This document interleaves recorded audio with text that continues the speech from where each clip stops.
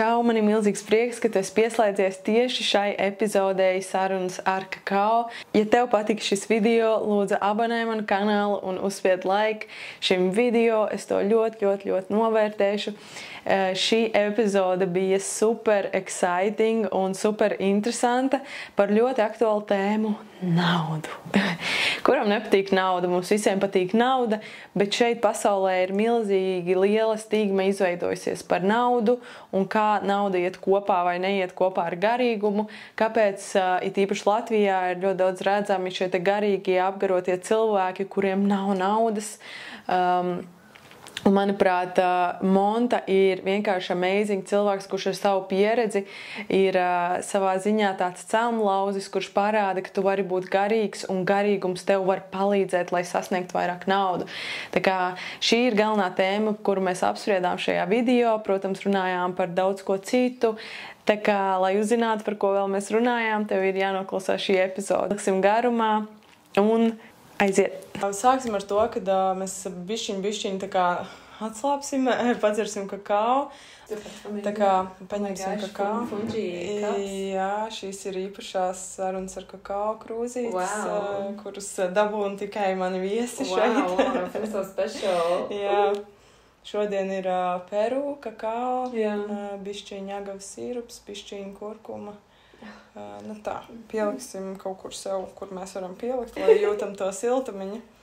Aiztaisīsim acis. Uztaisīsim vienu dziļu ieelpu. Un izelpu.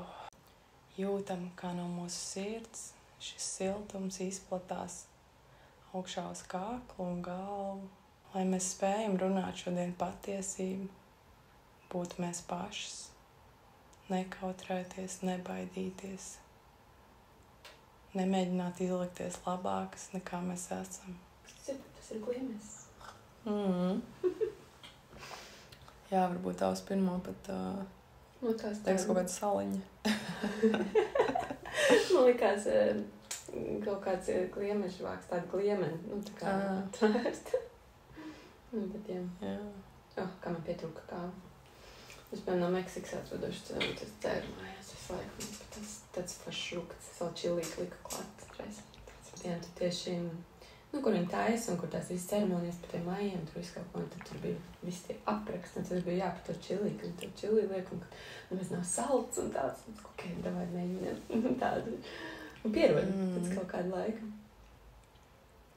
Jā, bet cik interesanti arī es ļoti bieži, man ir kaut kāda viena tā recepte, kas man ir tāda ejošākā kaut kāda, kas man ir tā standarta, un tad tāpatās tu katru reizi it kā taisi vienu un to pašu, bet sanāk citādāk. Jā. Tik interesanti, kāds tā. Kā viņi parasti viņi jau nedzēra visu? Es esmu bijis tur, kur maz dod. Es esmu bijis tā kā kakao ceremonijas, bet tur daudz cilvēku maz dod. Nu, tādās tur, kur mēs Meksikā, tur bija glāzīt, bet tur bija tāds liels parks, bet tāds, kur iet un izzināt un lasīt par to kakao, un tur varēja visu kaut ko mēģināt, un mēs no sākuma vienkārši paņēmām kakao, kaut ko varēja arī, beigās, bet un tad tu, ej, cērs, lasi tur pa visiem tiem kakao dieviem un skaties visu un tāds. Bet jā, es esmu pareizi visu ceremonijas, tur maz dot. Kā, kurā vietā ir, kas tā kā mazāk, šitā vispār tāda maza krūze priekš ceremonijas. Man liekas, tieši tā tagad visu taču nē. Nē, tas arī, zin kā, pa lielam jau tā ceremoniālā deva, parasti ceremonijās ir kaut kādi 40-50 grami. Un neatkarīgi, vai tev ir tik liela glāze vai tik, tie grami jau nemainas. Jā. Bet šeit ir, es bišķi mazāk lieku, kaut kādi 35 sanāk. Bet, jo tas tilpums mazāk, ja tur uztaisītu 40, tad mums tur būtu keks, kaut kāds fondants. Tā kā katrs jau to pēc sevis. Prieks man tevi šeit redzēt. Es esmu tiešām neizsakām pateicīga, ka tu piekriti. Es īstenībā šaubījos, vai tu piekritīs vai ne. Es nezinu, kāpēc, man liekas, tas vienmēr visiem ir tāds kaut kāda bailīte. Liekas, kāpēc, lai kāds pie manis nāktu. Bet beigās tu to izdari, noriskē un saproti, ka viss ir forši. Bet, paldies, ka uzaicināji, jo ir forši paviesoties citos podkastos, kamēr tu savējo rakstu, tikmēr ir viena puse, bet sēžamies tā, ok, un ar kakao, jā, man kakao izbeidzies labi, jā. Superīgi. Parasti es iepazīstinu savu viesi, bet man šodien es par tevi tur skatījos, visādi informāciju, domāju, ko lai es par tevi pasaku, un tu esi tik daudzpusīga. Un par tevi būtu, tas varētu teikt, man liekas, visu kaut ko, bet varbūt, ko tu pati tās kaut kādas, kas tev pašai liekas, varbūt tās svarīgākās savas kaut kādas šķautnes, ko tu gribētu izcelt un parādīt? Jā. Man liekas, ka es esmu cilvēks, kurš ir vienmēr procesā, un ja man nevis pat ienāk galvā, bet ienāk sirdī, man ir tāda stingra balss, kura vienmēr saka, kas ir jādara vai kas nav jādara. Un tas var būt dažreiz, kā šobrīd, braukt ar moci. Tas var būt agrāk, tas bija joga un meditācija vēl joprojām. Ļoti spēcīga joga, varbūt mazāk, bet vai arī braukt uz Vietnamu, Baliju vai Indiju. Viņa man saka, un man ir jādara. Un ja es nedaru, tad ir baigi slikti. Es nezinu, kā tā balsīt, bet man palīdz dzīvē slikti. Tā kā līdz ar to es ļoti vados pēc tās, kāds viņu sauc par sirdsbalsi. Es viņu arī saucu sev par tādu sirdsbalsi, vai tāds ir kaut kas tev tā bīda. Un, man liekas, otrā man daļa ir dalīties ar to, ko es piedzīvoju. Šeit tad es dalos daudz, dažreiz es kautrējos, dažreiz es dalos varbūt par daudz. Bet jā, un tā otrā daļa varbūt tā, ko vairāk redz Instagramā, kur ir vai podkāstos dzirdu, un kur man patīk satikt tie cilvēki un izzināt stāstus un piedzīvojumus un savus piedzīvojumus radīt. Un varbūt tāds galīgais moto ir, es tieši šodien pie Vipassanas meditācijām es teicu, ka piedzīvot tās lietas, ko es varbūt lasu, izzinu, nevis tikai viņas tur, grāmatā ir skaisti rakstīts, bet izzināt, paņemt to par savu pieredzi, jo tad es satiekot tevi, tu man saki, nē, tā nav, es zinu, jo es esmu piedzīvojis, tā kā priekš sevis tāds. Tā kā jā, tāds filozofiskais apraksts. Jā, es visiem uzdodu šo te pirmo jautājumu pilnīgi vienādi, jo, manuprāt, katram tā atbilde ir pilnīgi citādāk. Un tad arī tev es jautāšu, ko tev nozīmē iet savu ceļu? Iet savu ceļu. Man tas būs tajā balsī klausīt ļoti. Un dažkārt, tad, kad tu esi saklausies citas balsis, jo visur mums skaļi visu kaut ko bļauj, un ir tik nenormāli daudz kaut kas skaists, ko dzīvē darīt. Tad tomēr atkal tā apsēsties, atgriezties pie sevis un tā kā tas te sapurinies jau un kas bija, uz kurienes gāja, ko es gribēju, kas ir manējais. Jā. Bet viņi tāda diezgan spēcīga, tāda virzība tur nav, tā kā es neeju. Tā kā es neskrienu kaut kur, tā bīda. Bet tev nebija tā, ka tu sāki just šito, tā kā, to balsi, to tādu izteiktu virzību tikai tad, kad tu kaut kā nodefinēji, uz kurien tu eji?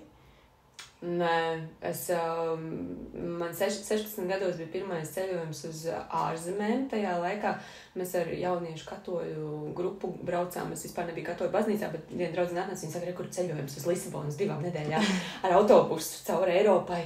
Un es tā, arī tik forši krāja naudu strādāju. Un mēs braucām, un es atceros, kad es aizbraucu un es ieraudzīju pirmoreiz kalnu savā dzīvē.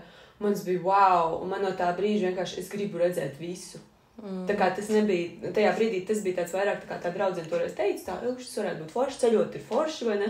Cik arī tajos 16 gados, ja tas bija tāds, kaut kas netaustāms, ka tu neesi nekad nekur bijis, un kad lidmašīnas biļeti tev likās kā līdz kosmosam aizbraukt, tā kā šobrīd jau uzlidot uz kaut kurieni, ja? Un tā kā viņa tāda, nezinu, viņai gribās skatīties un redzēt un piedzīvot. Jā. Pirmā asociācija, domājot par tevi, man nāk naudas tēma, jo es laikam kaut kad sen atpakaļ piesakoju tev tieši tad, kad tu runāji, tev bija visi naudas projekti, kā piesaistīt naudu, tev bija kaut kāds biznesa karaliene vai man bija miljonēra 40 dienās, un miljonērs prāts tur, jā.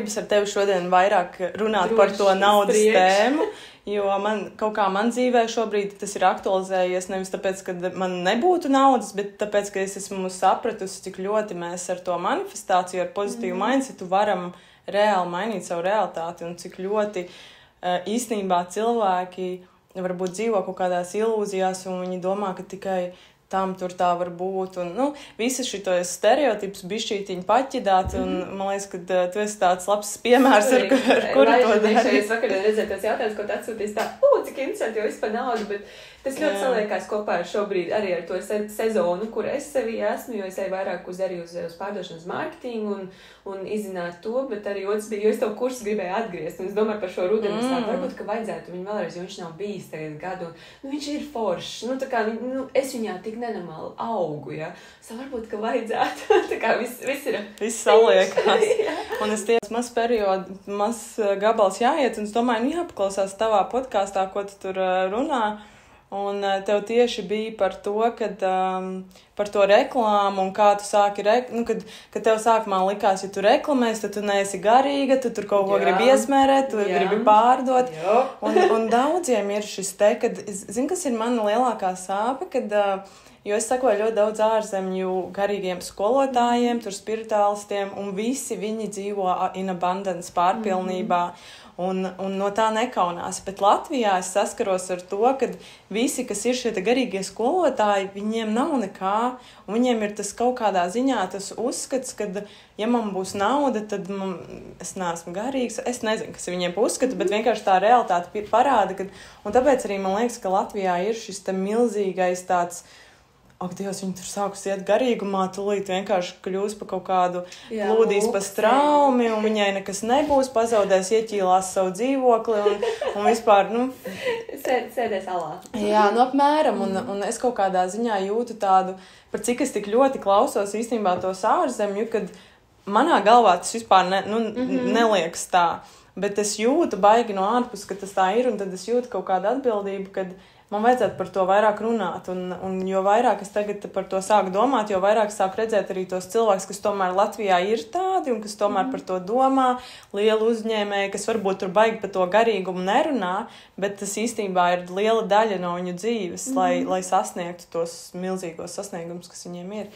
Līdz ar to varbūt pasāst bišķiņ par šitiem stereotipiem, kā tu tiem varbūt tiki pāri, jo... Un labi, reku stereotips, jo es arī viens no maniem pirmiem blokiem bija, kad es saprotu, es pasniedzu to jogu, nauda nenāk, un es saprotu, tas nav, un es biju jau par tiem zemapziņas blokiem kaut ko lasījis, bet es īsti nesaprotu, kaut ko tu tur buries, bet neko neburies, tādā nozīmē, bet centies tur cauri iet, un nav līdz galam. Un es saprotu, ka man visi arī apkārt tie, kas man ir, viņi ir, broke, viņiem nav naudas, viņi no kaut kā līdz kaut kām enerģijas apmaiņai, visi šitie, es te izklausīšos, un paldies visi, kur atsako un piesako atkal, jā, bet pēc varbūt tāds bičīgi vai snobisks, jā, bet, tā kā nav, viņi kaut ko kasās, un nekā tur nav rītī. Un es tev pat pajautāju arī, kuram garīgam cilvēkam var būt nauda, vai kuram var būt, es vispār par savu apšķīju, kuram var būt nauda biznesa cilvēkam, vai es varu būt garīgā biznesā. Jā, un es jau pateicu, es no tās dienas tev nosaucu nevis, kad es esmu jogas skolotāja, bet es vadu biznesu. Un tev uzreiz pagad biznesu, tas ir citādāk, jā? Tas jau var būt garīgi, varbūt negarīgi, vienalga. Man liekas, visi, jebkurš ir garīgi būt, un tur nav ko tur ķidāt. Bet ir tāds, es vakardienas klausījos ar Džeju Šetī podkāstu, un vienkārši fantastiski viņš to nosauc par garīgo snobismu, kas ir attiecīgi, piemēram, es ar to agrāk pat smejoties, ķircināja cilvēks, un nezinu, kas viņas ķircināja, bet, ir tās mala krēles, jā, vai te, tev ir Roma tur uztetovēts, jā. Kā es tev ieraugu, es tev tur tā Latviju zīmes, mēs vērtējam visu pēc kā, un es uzlieku tās mala krēles, man tur jogas legingi varbūt, kāda man tāda seja bez make-upa, jā, es jūtu tādu, dabisku, organiku, garīga, jā, un es varu cilvēku, es gāju uz randiņiem, man prasīja, ar to ar seksu nodarbojies, cilvēkiem ir tāda stigma kaut kāda, tie priekšstati vispār neiedomāja, mēs nevarēja iedomāties, ka kāds, tādas lietas domā, vai, tu jau, es gribētu tur nopirkt to jauno somiņu, ko es tev stāstīšu tādas lietas, sapratu, tev draugi sāk, un viņi paši sāk izdomāt, nevis tu viņiem sāki, ka man tas nav nekad neinteresēts, man liekas, tu aizraujies ar somiņām, cool, super, es aizraujos ar, es nezinu, ar motociklu vai ar palmām, vai vienalga, kas tas ir tev dzīvē, galvenais, lai tev acis smirdz, un lai tu neesi kaut kāds īgņa, jā. Un es pamanīju, ka ļoti tāda liela, te izdomājumi, ja tādi, jā, stereotipi, bet viņi pat nav tādi, pat arī visi vienādi saliekami. Bet, nu jā, ja tu pasniedz jogu, tad alkoholu tu nelieto, tu noteikti agri celies, tu noteikti esi veģetārija, tas tajā laikā arī bija veģetārija, vegāns pārsvarā, man tad tā kā sakrita viss kaut kas, jā, un tu tā kā atbilst tam etalonam, un vakardien Džeis Šetīs atrisināja man ritīgo problēmu, jo zini, kas ir cilvēks sāk uzskatīt tev par to etalonu, un kā tu, piemēram, es tev pateikšu rupju vārdu, viņi jā, vai